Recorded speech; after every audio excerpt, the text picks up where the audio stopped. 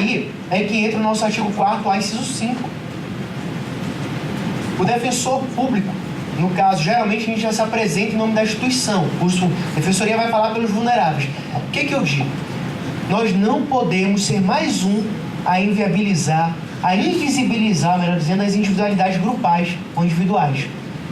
Desse modo, se eu tenho a comunidade tradicional e a comunidade que não é tradicional, que tem interesses contrapostos, eu não posso, por razões óbvias, manter um só defensor atuando em defesa de ambos os grupos.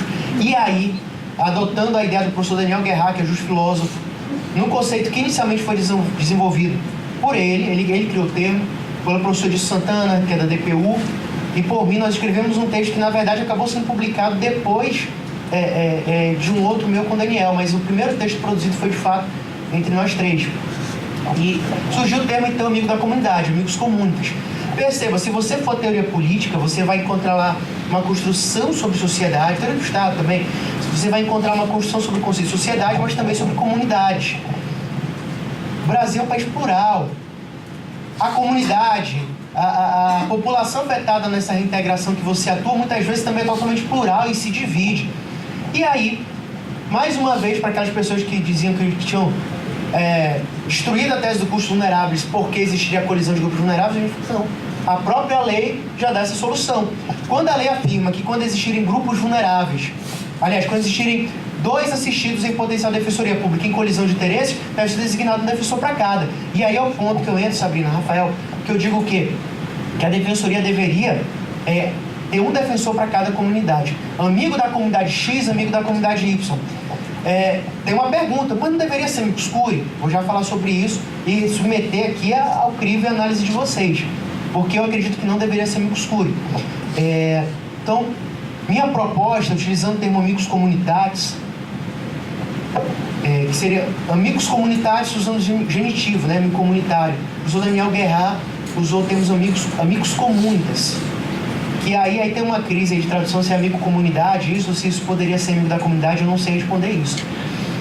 Naquele livro sobre autonomia e defensoria pública eu coloco até essa crise aí do latim, se é amigos comunitários ou comunitas, eu explico por que tem essa dúvida.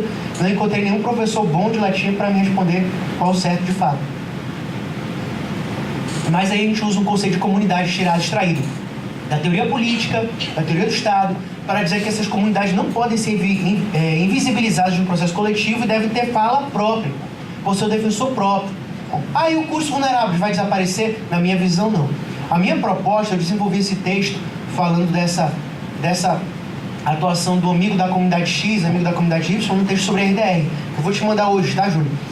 E aí quem quiser, vai me criticar, pode sacanear. Pessoal, principalmente entre a gente, vamos nos sacanear nesses eventos, criticar, porque é nessa hora, né? Sacanear com amor, né? Tá? Com carinho. Porque é nessa hora que a gente vai percebendo, às vezes, as falhas e vai reforçando, porque quando a gente chegar lá fora, né, como Ministério Público, às vezes enciumado, a briga é muito maior. Mas o que eu digo? Que o curso vulneráveis, eu tenho adotado essa posição, traz uma visão institucional da própria Defensoria Pública, que é a de proteção de vulneráveis. Como a Defensoria Pública em si não pode escolher princípio vulnerável A ou B para defender, essa atuação da Defensoria Pública como custos vulneráveis seria a proposta, e aqui a crítica ao Alexi, né, façam à vontade, mas talvez a solução institucional da Defensoria Pública seria trazer uma proposta de ponderação dentro daquela colisão de grupos vulneráveis. Trazer uma proposta que menos agrida o grupo A e o grupo B. Óbvio que se não tiver conflito, um defensor público abraça tudo isso. Maurinho, mas por que não amicus curiae? Já existe. Amicus curiae depende da boa vontade do juiz para fixar poderes. Primeiro ponto. Amicus curiae não dá visibilidade institucional para a defensoria. Nos coloca numa vala comum que é a grande causa do nosso enfraquecimento por décadas, para ser confundido com o advogado. A grande causa da nossa legitimidade ter levado peia uns anos atrás, por ter sido confundida com a do custos legis, é essa falta de uma identidade própria a ser construída pela Defensoria Pública. A nossa identidade, ela não traz a unidade da ordem jurídica como tem o Ministério Público. A nossa legitimidade, ela é plural. não à toa somos expressão e instrumento do regime democrático. A gente tem que dar conta de todos os interesses, brigar com o colega, brigar entre aspas, né? Litigar com outro colega que está com a comunidade lá dos catadores de lixo, com a comunidade aqui dos vendedores ambulantes. A gente vai litigar aqui, com todo respeito, mas litigar. E podemos ter um defensor que vai apresentar proposta de ponderação, porque, acreditem, vocês sabem disso, o Ministério Público, quando chegar, pode ser que sacaneie as duas comunidades. Então, eu acredito que a gente tem que ter uma fala institucional própria ainda, apresentando uma outra proposta. Vai causar algum tipo de dado? Vai, mas vai causar também um enriquecimento democrático dos debates, vai trazer mais fundamentos. Pedro Calamandrei, naquele livro Eles, os Juízes, visto por um advogado, ele traz a ideia de que quanto mais bons interesses contrapostos, melhor para o judiciário, melhor para o juiz. Que ele vai poder estudar, dentre as hipóteses, a melhor solução possível, até costurar uma terceira tese, contra-tese e a síntese.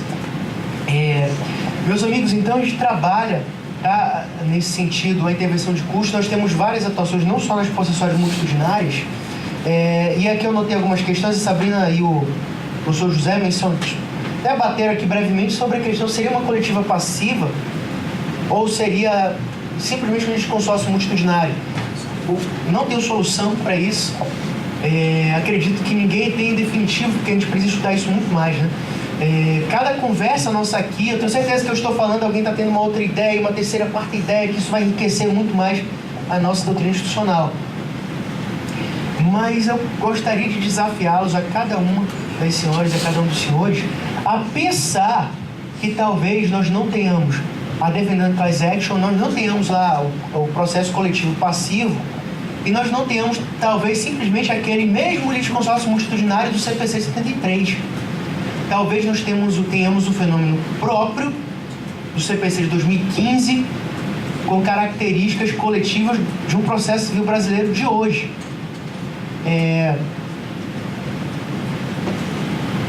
Talvez, como quase todo no Brasil, essa seja uma solução miscigenada. E talvez nós não tenhamos que dizer que esse processo é coletivo passivo ou que ele é a mesma reprodução de litisconsórcio multitudinário do CPC anterior.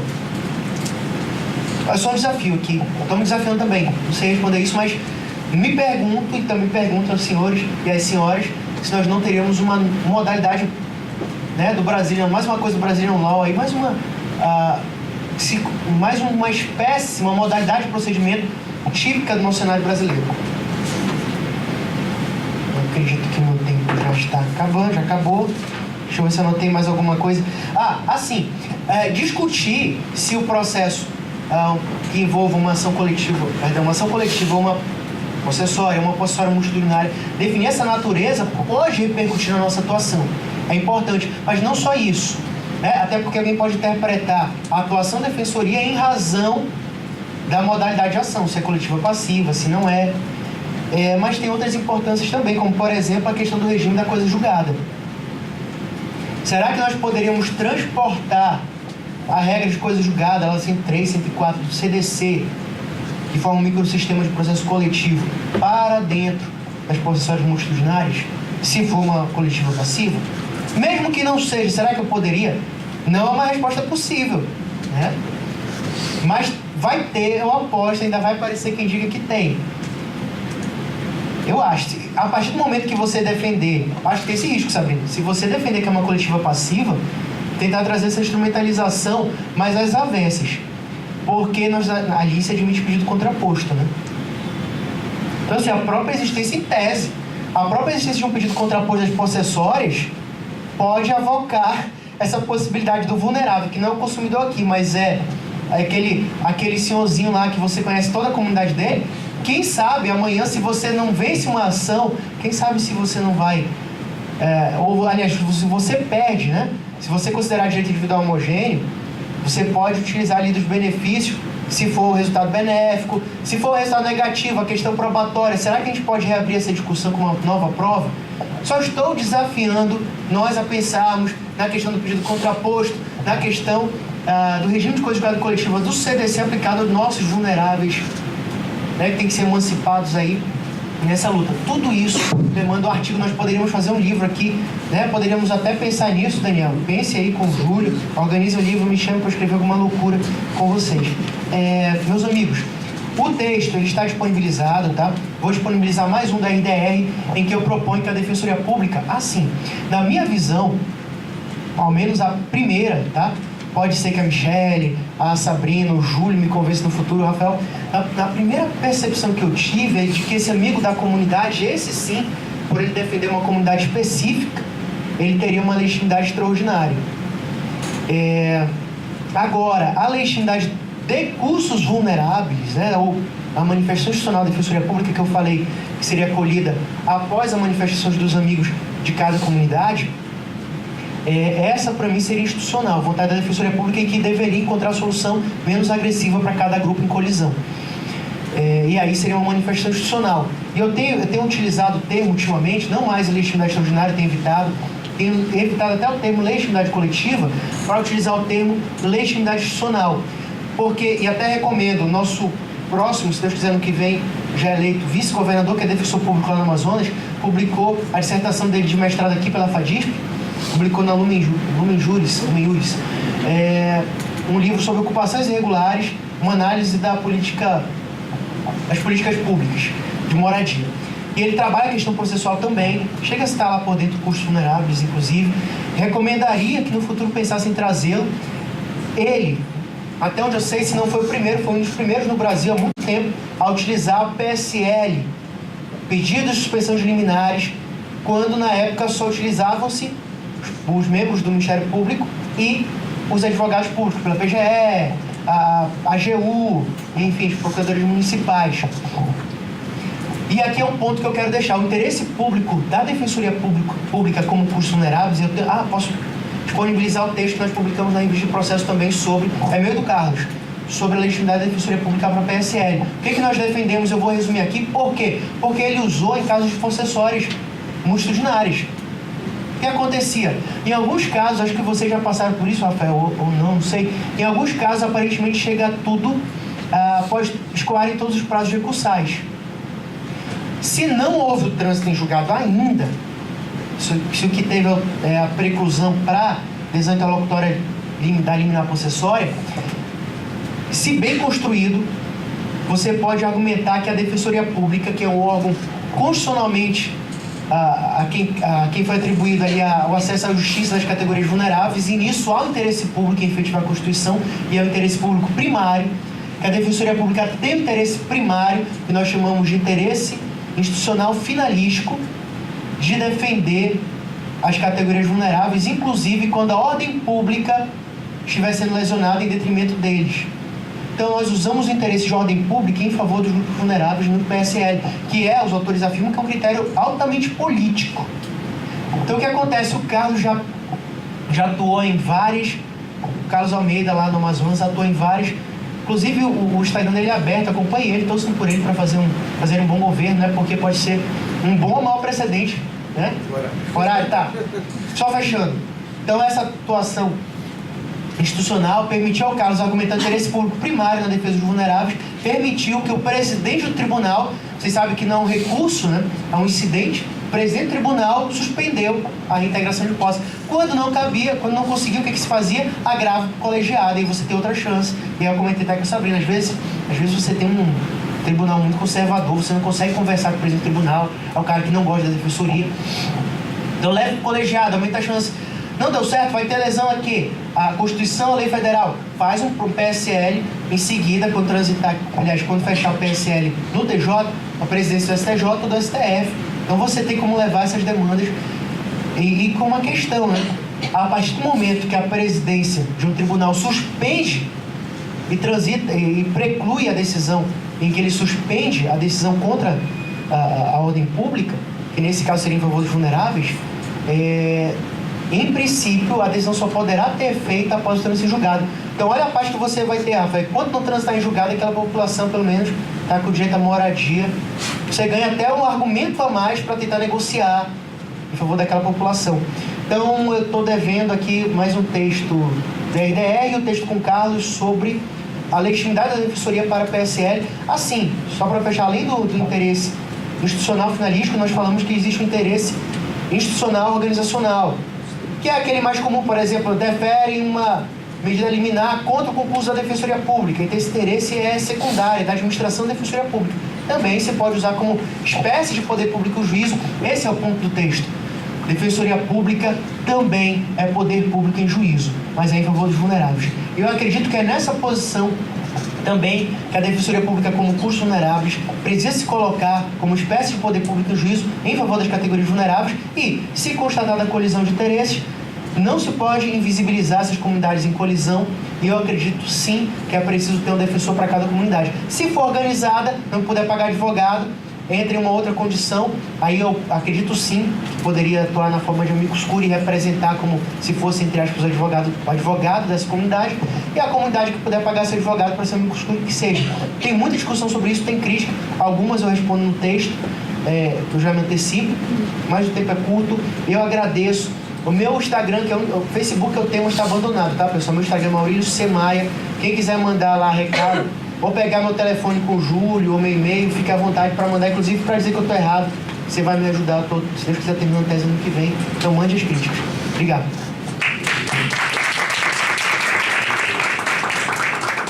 Agradeço ao Maurílio pela exposição.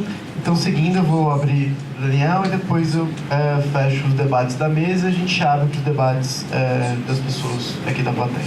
Tá bom? Oi, boa tarde a todos, a todas. Eu quero agradecer aqui o convite que me foi feito, né? E foi, assim, uma imensa honra dividir esse espaço com todos vocês. Eu cheguei aqui logo cedo, né? O Rafael estava terminando de falar e assim, ouvir todo mundo aqui é realmente empolgante, né? É sangue novo, né? A gente tem sangue novo quando a gente ouve os colegas, né? Ideias novas, né? Transfusão de sangue. Uma transfusão de sangue no bom sentido da coisa. E realmente a gente se alegra. Eu, no meu... Até vou ligar aqui o tempo, né? Para eu ir batendo o olho. Bom, mas feito aí os agradecimentos, eu gostaria aqui no meu papel aqui de debatedor, primeiro deixar claro o seguinte, né? Hoje eu estou trabalhando no júri, pelo que eu vi você também está, né? Eu trabalhei em alguns processos que tinham problemas de moradia, né? Principalmente em casos em que a prefeitura intimava a administração, eles se empolgaram com aquele parecer do ex-procurador-geral aqui do estado, né? De São Paulo. E eles intimavam as pessoas a saírem em 15 dias, sob pena de serem removidas à força mesmo pela via administrativa, né? E de fato, assim, nesses casos, a gente acabou, como deu tempo de conseguir uma liminar e evitar tudo isso, a gente que na verdade entrou em juízo, as pessoas nos procuraram e nós é que condicionamos ali todo o debate judicial e no final das contas a prefeitura acabou recuando em quase tudo, né? Eles não tinham nem projeto, queria tirar as pessoas de lugares que estavam há 20 anos. Você vai perguntar, mas o que vocês vão fazer aqui? Não tem nada, não tem projeto, não tem...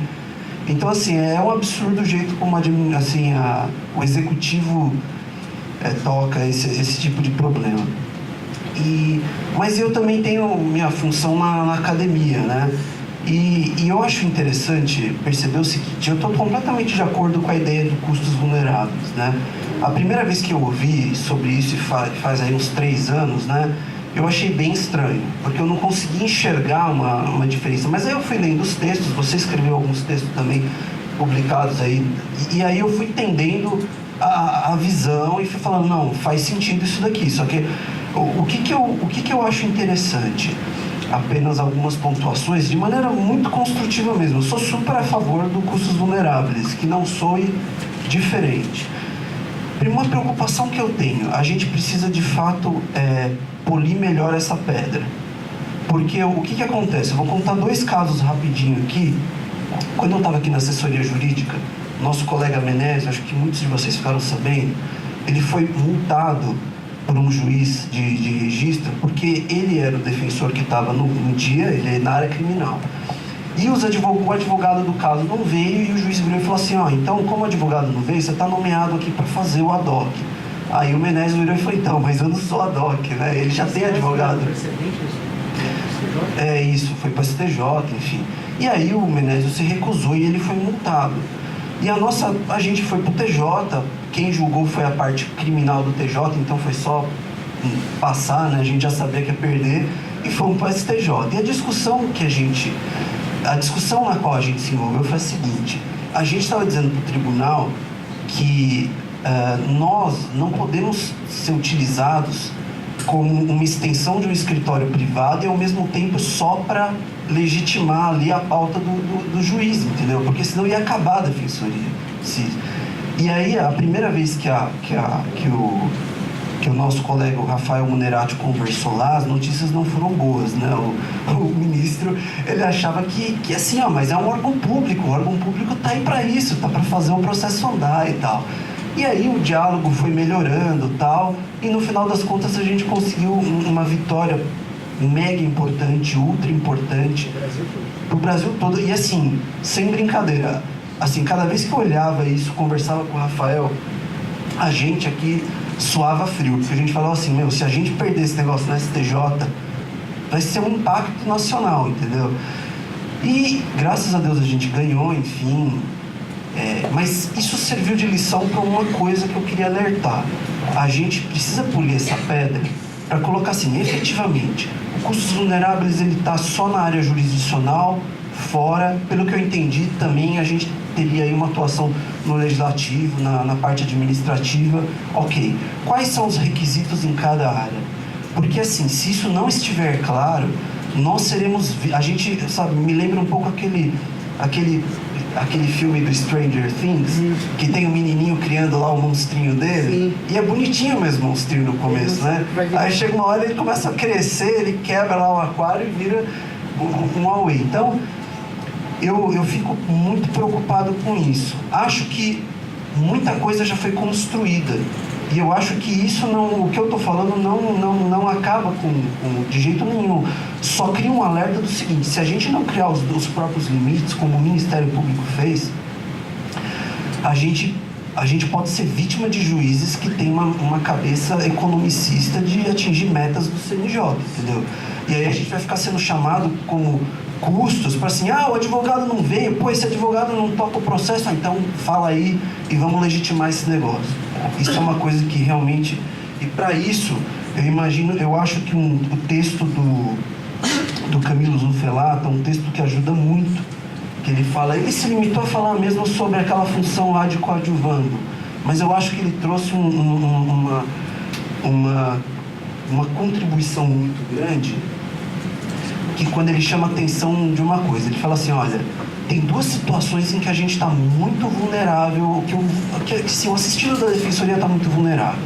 Quando a defensoria não entra com ação civil pública ou com ação coletiva. Por quê? Porque quando a defensoria entra, normalmente a gente já teve contato com as pessoas, a gente já construiu uma tese, a gente conhece cada um, enfim, resolveu a questão da colisão, ou negociando entre eles, ou enfim, dando um outro defensor. Mas quando a coisa já foi movimentada por um outro órgão, ou por uma associação, e aquilo interessa diretamente a gente, aí sim realmente a gente tem que entrar no meio desse processo, né?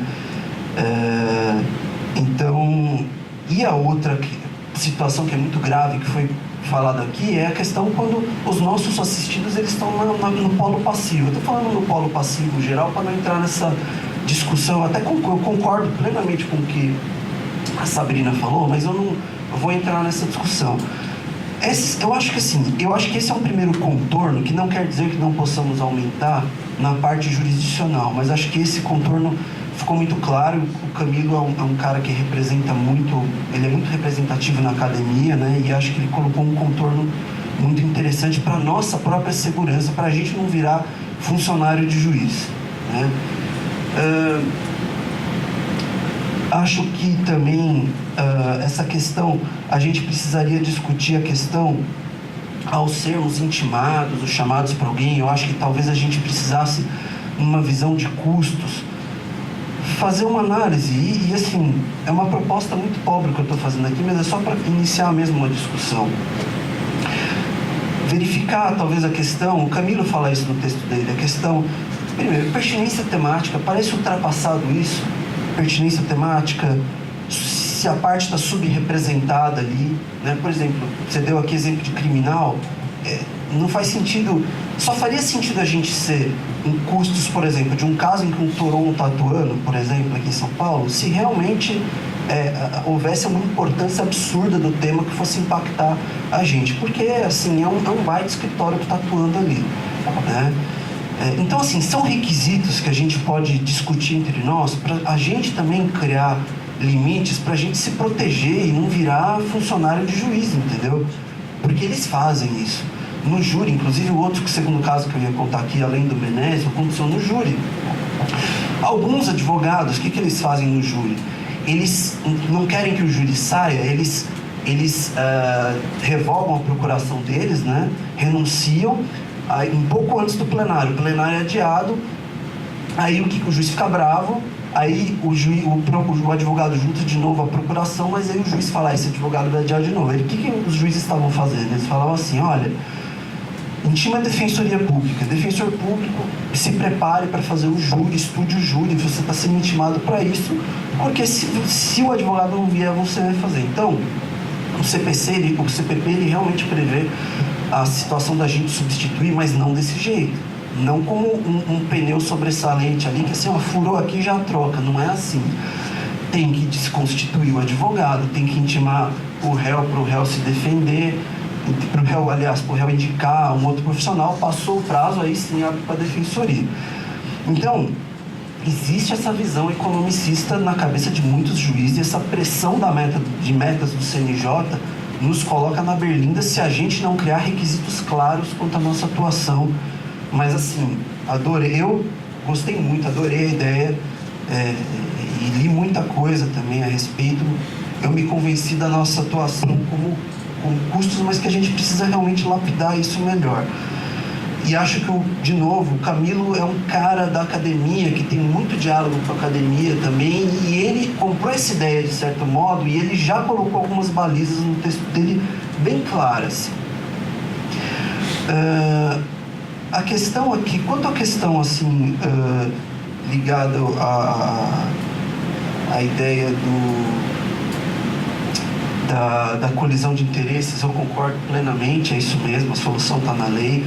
E as posições processuais dinâmicas, né? Eu acho que assim, eu estava lendo, eu reli um livro aqui, de um colega do pós, até indico, quem quiser, que é Intervenção, no título aqui está só Intervenção, mas é do Daniel Conago, o nome dele, foi nosso colega, você acha que talvez a Sabrina também tenha ouvido falar, né?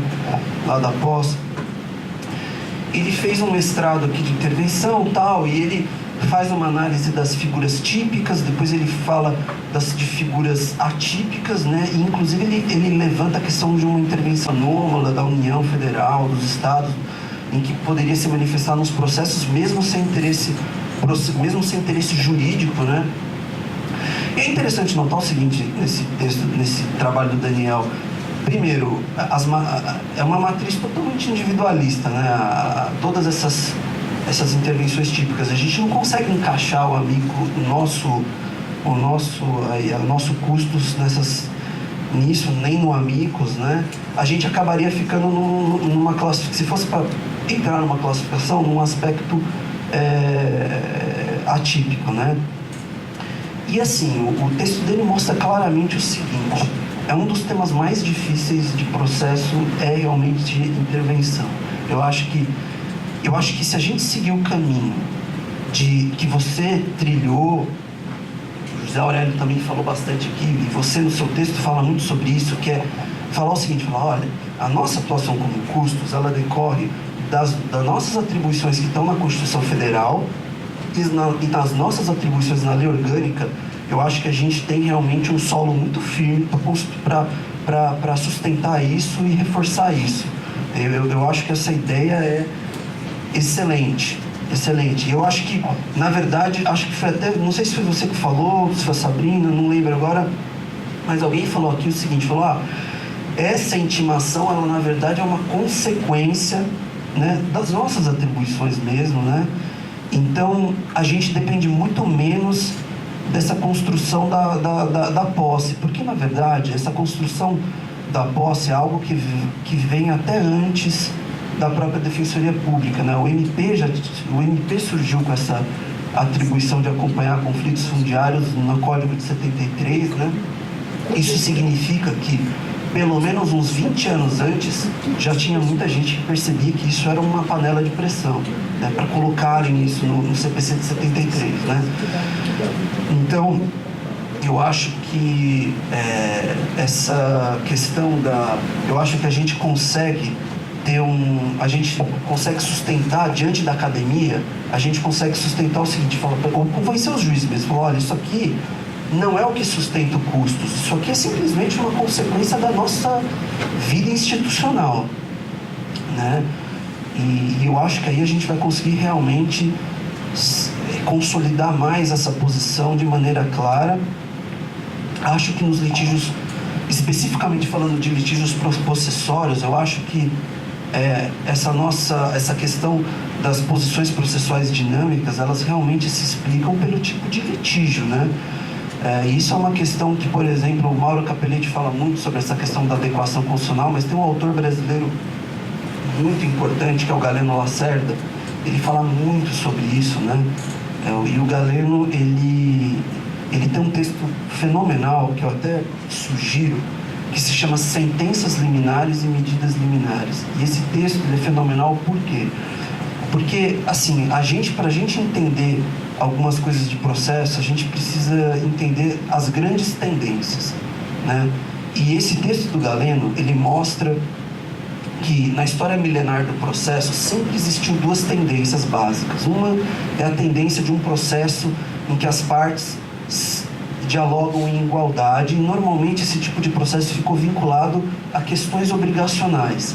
E aí o Galeno fala, agora, na história do processo, desde Roma, passando pela Idade Média, enfim, Idade Moderna até hoje, existiram sempre processos que tinham uma ordem liminar, que eles eram muito rápidos e muito desiguais, né? Que em Roma era conhecido pelos interditos, né? E esses interditos acabaram resistindo até hoje. Nós não chamamos de interditos mais. Hoje a gente adotou um nome de tutela diferenciada, porque a nossa academia tem que fazer essa autocrítica. A gente gosta dessa a gente se autocoloniza, né? A gente adota nomes que não precisavam, né? Tutela diferenciada. A tutela diferenciada nada mais é do que o antigo interdito romano, que ao longo dos séculos foram se transformando de acordo com as necessidades sociais de cada época e de cada lugar. E esse texto do Galeno, ele é fenomenal, porque se a gente adotar ele, a gente percebe o seguinte: a possessória, ela veio numa época que a religião romana impunha uma vinculação até da mais alta importância. Era a religião, que você estava vinculado à sua religião, né? E aí o Darcy Bessoni, ele conta a história, ele fala, olha, a questão da posse veio depois da propriedade.